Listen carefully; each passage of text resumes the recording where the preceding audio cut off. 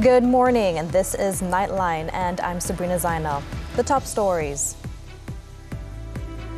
No more subsidy for chicken breeders from July 1st.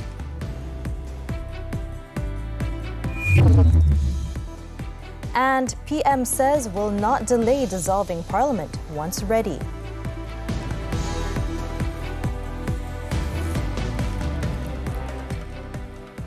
And we begin with our headlining story. Prime Minister Datuk Sri Ismail Sabri Yaakob on Wednesday announced that the government will no longer provide subsidy to chicken breeders starting from July 1st. He said the money instead would be used to help the needy, especially those in the B40 income bracket, in the form of financial assistance that would be channeled to them directly to help address the surge in prices of essential goods in the country.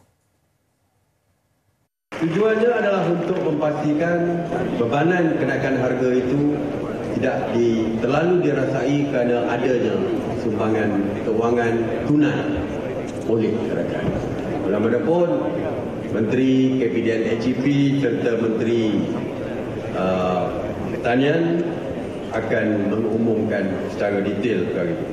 Datuk Sri Ismail Sabri said this in his speech at the Barisan Nasional BN Convention in conjunction with the coalition's 48th anniversary at the World Trade Center, Kuala Lumpur. He added that previously, to ensure chicken prices were not increased, the government had provided subsidies to breeders so that the price of chicken would remain stable at 8 ringgit 90 sen per kilogram, as they could reach 12 ringgit per kilogram if the price was floated. The Prime Minister also said until today, the government has spent 720 million ringgit to ensure that there is no increase in chicken prices. However, many of the chicken breeders did not claim the subsidy.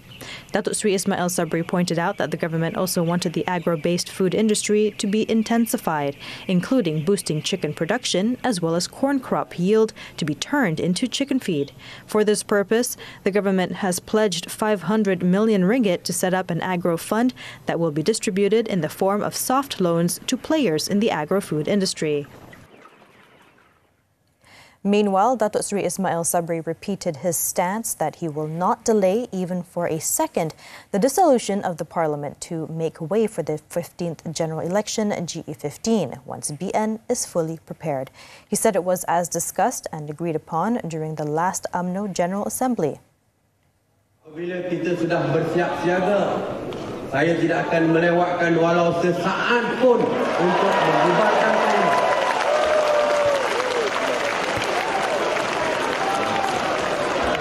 Seperti yang telah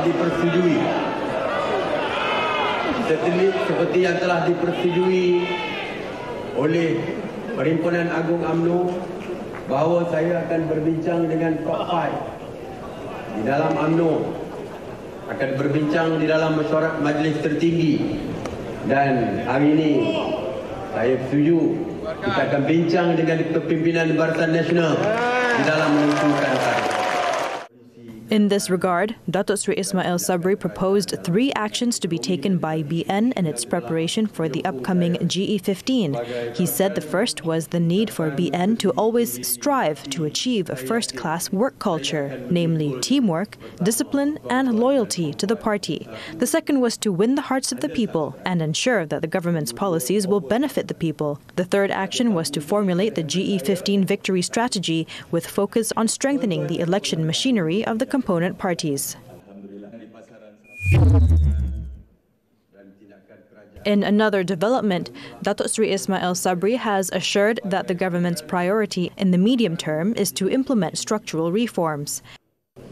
Saya memberi jaminan keutamaan kerajaan dalam jangka masa sederhana adalah untuk melaksanakan pembaharuan struktural yang akan meningkatkan potensi, daya tahan dan prospek ekonomi negara, serta menjadikan Malaysia sebagai destinasi pelaburan yang menarik. The Prime Minister said the government's measures and commitment would promote more sustainable and inclusive economic growth for all Keluarga Malaysia. Moving forward, the government will also continue to monitor the development of various economic risks and ensure the effectiveness of policy decisions in managing external shocks which can affect the well-being of the people. BN should not get carried away by its recent electoral success and instead should offer voters a new deal to ensure its victory in the 15th general election GE15. Its deputy chairman, Datuk Sri Muhammad Hassan, said BN needs to work hard for a convincing win and should not assume that it would do well just because of how it is now part of the government. According to Datuk Sri Muhammad, all of the coalition members should focus on efforts to strengthen the coalition and reinvent the BN wave in order for it to return to power. He also stressed the need for the coalition to be in line with the times, fresh and future-proof, apart from presenting itself as an idea instead of a political institution which is typically static in nature. Idea tentang multiculturalism, progress dan diversity. Kita mesti sinonimkan BN ini sebagai sebuah pemikiran kesepakatan dengan budaya pendekatan politik yang progresif. Ya. Bila nanti kita sebut BN kepada orang ramai, mereka akan terbayang muhibah. Terbit dalam imajinasi mereka kesepakatan, kerajaan keberbagaian dan pendekatan politik yang sederhana tetapi maju. Dan memang pun BN itu sebuah idea. Datuk Sri Muhammad said this in his opening speech at the BN convention in conjunction with the coalition's 48th anniversary on Wednesday. The UMNO deputy president added that BN should not just be a political coalition for facing the next general election, but should present a revolutionary image that can inspire confidence among the people. The Rantau State Assemblyman also reminded party members to stand firm on moral issues and reject political opportunists. Now, BN Advisory Board Chairman Datuk Sri Muhammad Najib Tun Razak said the coalition would have to shoulder risks if it continues to delay the dissolution of Parliament. The former Prime Minister said he had gone through a similar experience before, which led to declining support for BN and eventually its first ever defeat in the 14th general election in 2018. Soal bila election? Ini akhir sekali. Bila election?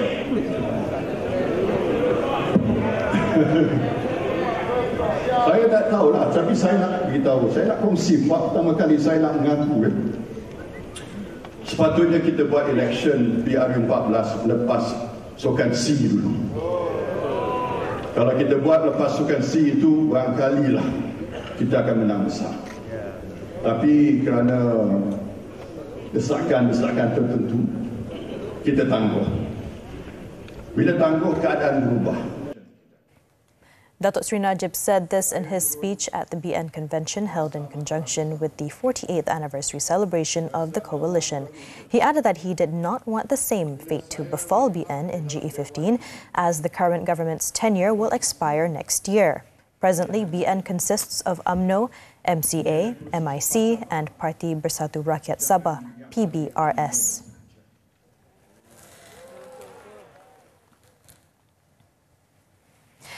The Pakatan Harapan PH Presidential Council disagrees with the proposal by Prime Minister Datuk Sri Ismail Sabri to re-implement the Goods and Services Tax GST. In a statement, the council said with the rising inflation, the people are very affected by the soaring costs of living as well as depleted gross income due to the COVID-19 pandemic. The council also pointed out that the reintroduction of GST will result in the prices of goods to rise sharply and coupled with supply chain problems as well as stagnant wages, thus putting the people under tremendous pressure. The statement added that it is unreasonable for the government to collect more taxes from the people at a time where the perception towards the government's governance has yet to recover due to the One Malaysia Development Berhad 1MDB scandal. This, along with the country ranking 62nd in the Transparency International Corruption Perception Index, CPI 2021, and second in the Economist's Crony Capitalism Index.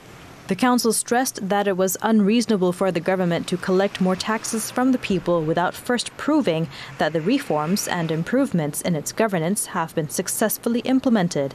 It also said that there was no point in collecting more taxes if the people's money will eventually be wasted due to corruption, leakages, and cronyism. The joint statement was issued by PKR President Datuk Sri Anwar Ibrahim, Amanah President Muhammad Sabu, DAP Secretary General Lok Siu Fuk, and United Progressive Kinabalu Organisation UPCO President Datuk Sri Wilfred Madius Tangau. Yang di-Pertuan Agong Al-Sultan Abdullah Ayatuddin Al-Mustafa Billah Shah said that the transformation of the Royal Malaysian Air Force RMAF and its development must go hand in hand in forming a credible air force of the future. The King said this as the role of the RMAF as the main pillar in defending the country's space was likened to a shield that protects the people and the country's prosperity.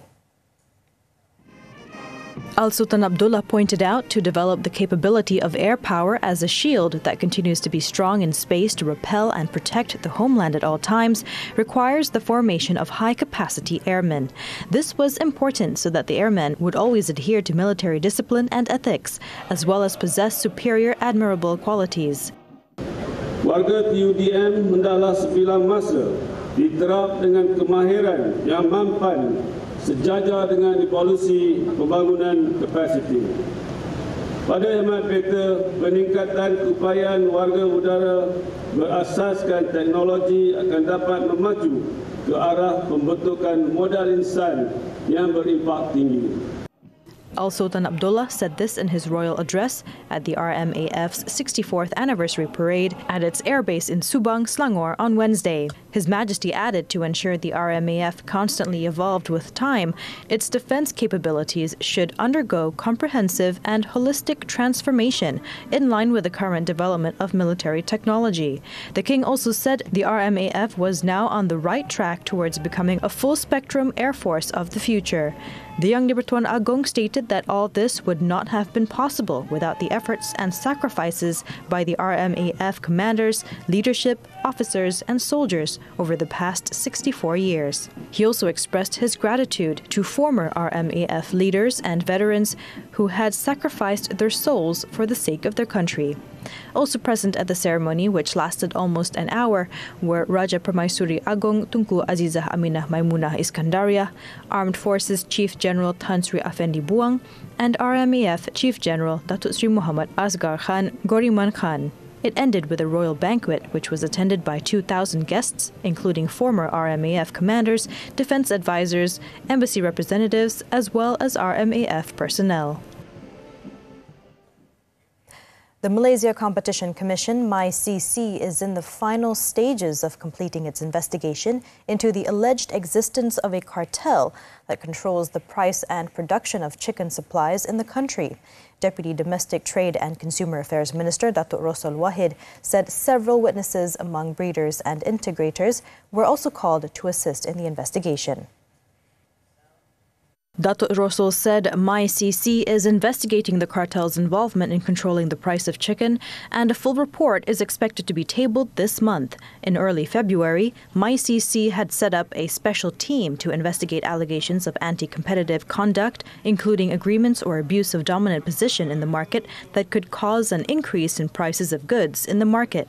The allegations on food cartels and price manipulations have existed since 2019, based on news reports and MyCC statements. Some former food import AP holders have also been allegedly linked to these cartels.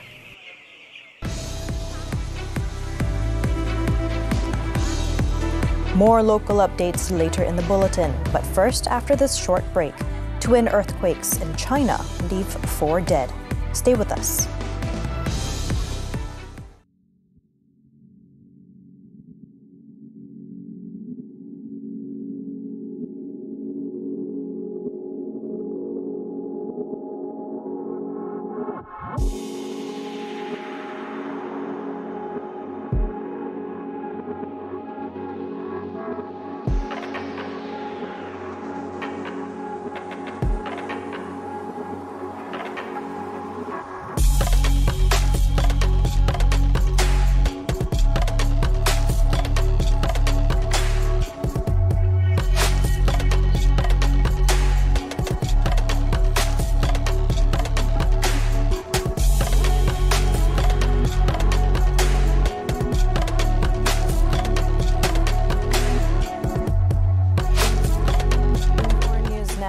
least 4 people are dead and 14 others injured after 2 earthquakes hit southwestern China on Wednesday.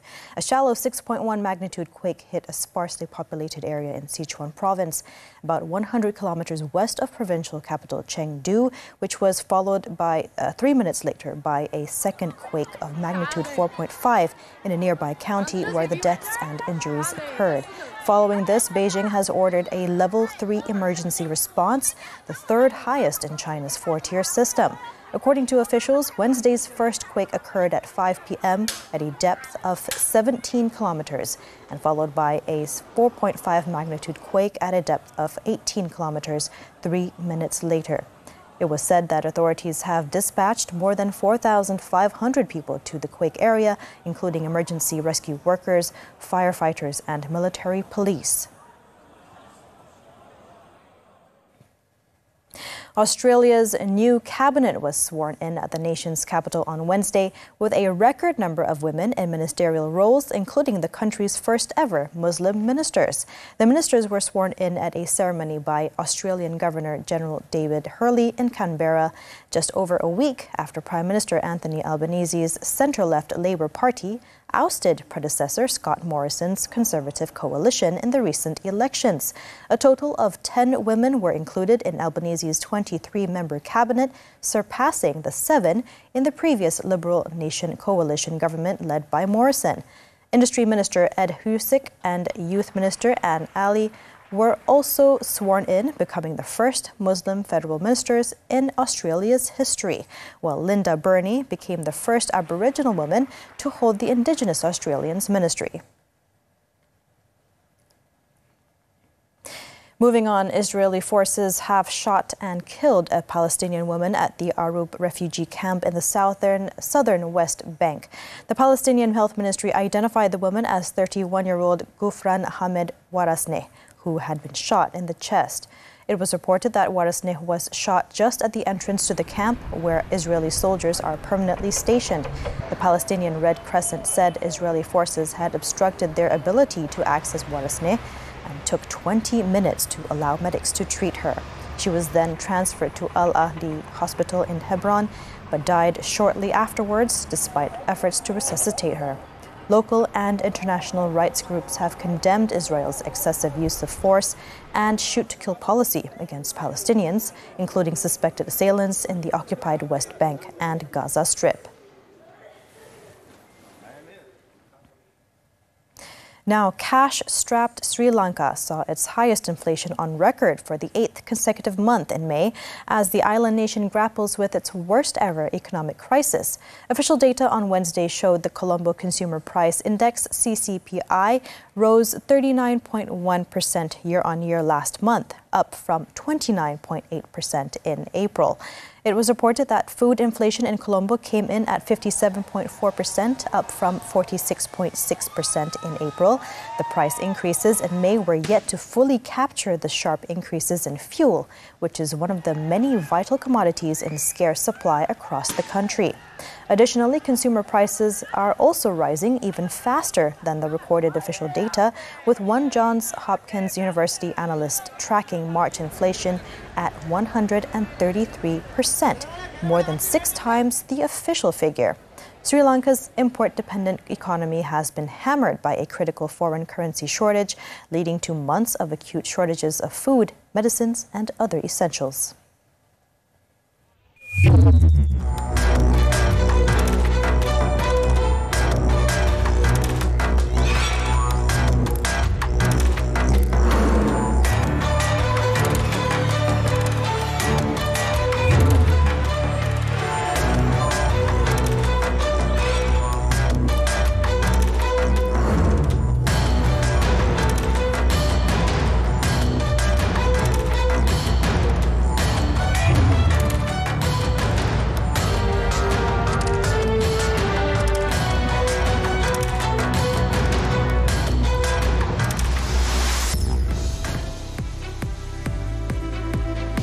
Hockey Asia Cup, Malaysia lose to South Korea in final. Sports coming up next.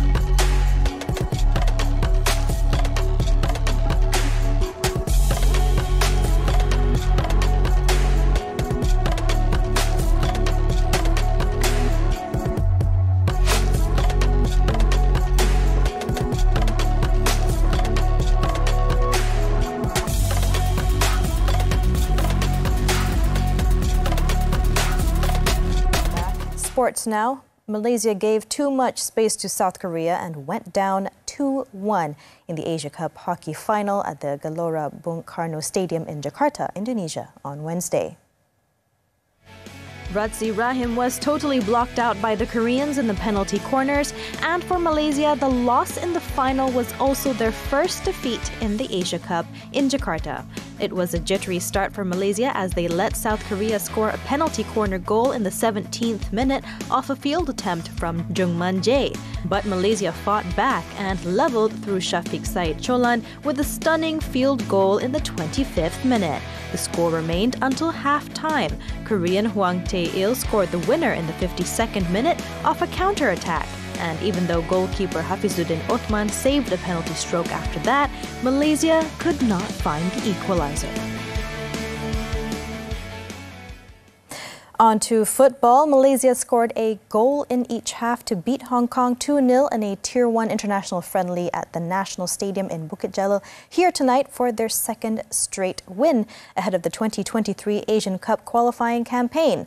Fresh from the 4-0 trouncing of Brunei on Friday, Pangon's men took to the field Wednesday night with their confidence sky high and dominated the first half. Winger Muhammad Safari Rasid put the Harimau Malaya ahead from the penalty spot in the first half before substitute Shafiq Rahim sealed victory with a goal off a free kick in the 90th minute. The win is the Harimau Malaya's first over Hong Kong since 2012, and it is also a timely boost for head coach Kim Pangon's charges as they get ready for next week's Asian.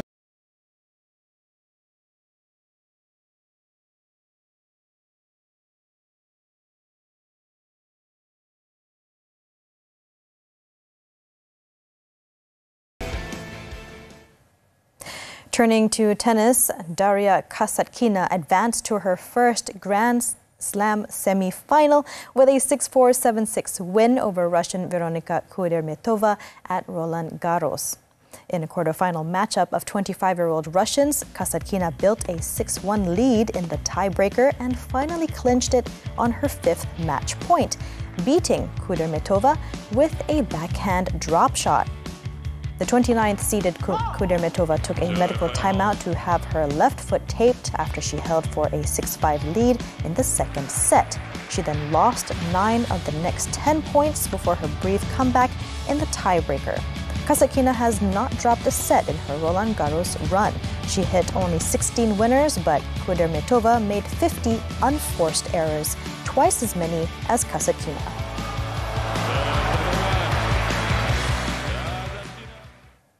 English Premier League side Manchester United confirmed on Wednesday that star midfielder Paul Pogba will leave the club on a free transfer when his contract expires at the end of this month. Pogba, 29 years old, cost United a then world record £89 million when he rejoined the club from Italian Serie A outfit Juventus in 2016. The France international made 27 appearances in an injury-hit final season in his second spell at Old Trafford. Pogba has been linked with a return to Juventus and what would be seen as a controversial switch to United's local rivals, Manchester City, who are managed by Pep Guardiola.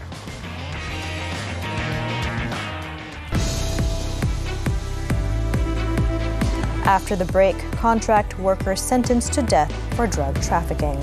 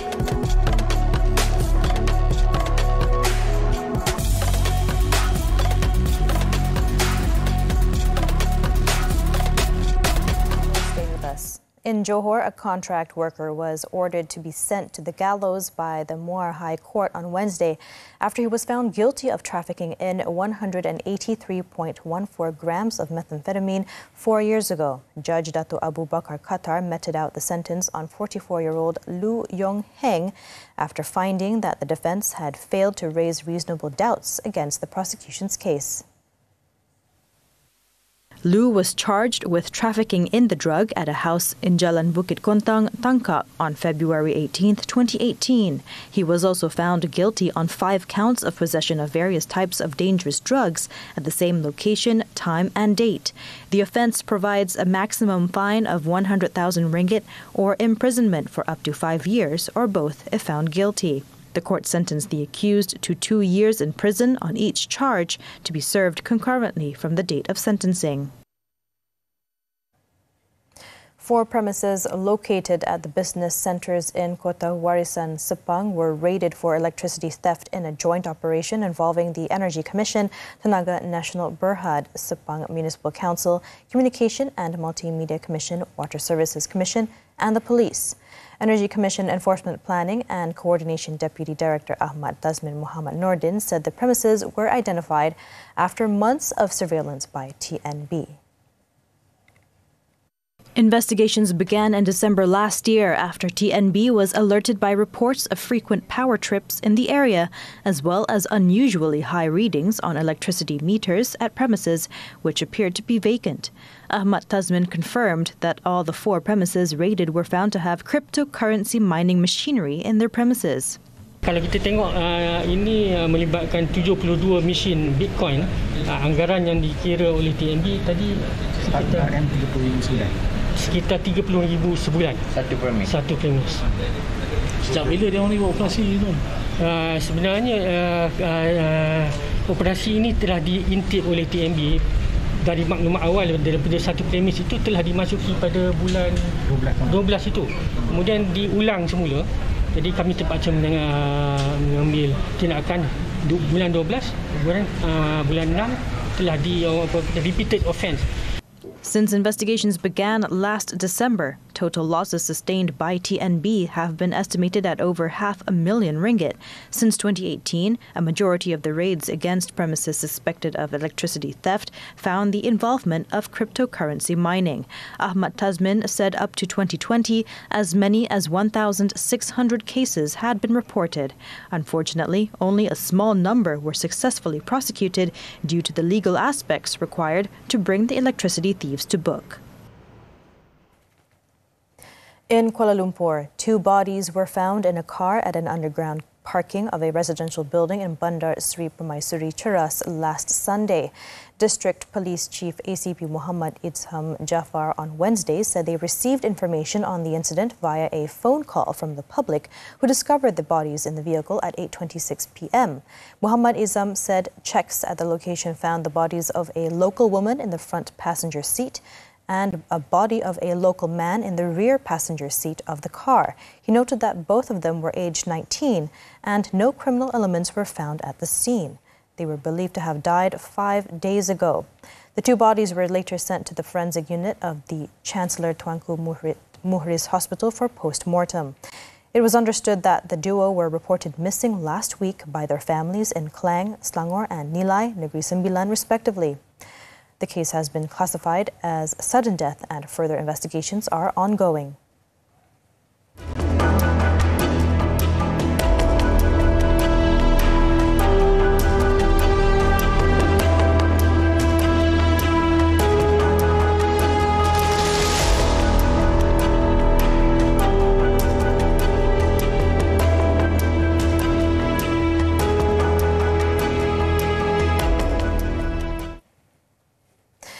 Trooping the Colour is a ceremony performed by regiments of the British Army. It has been a tradition of British infantry regiments since the 17th century. Since 1748, Trooping the Colour has marked the official birthday of the British sovereign, which is in June. Let's take a look as we wrap up Nightline this time around. With that, I'm Sabrina Zainal. Thank you for watching and stay safe.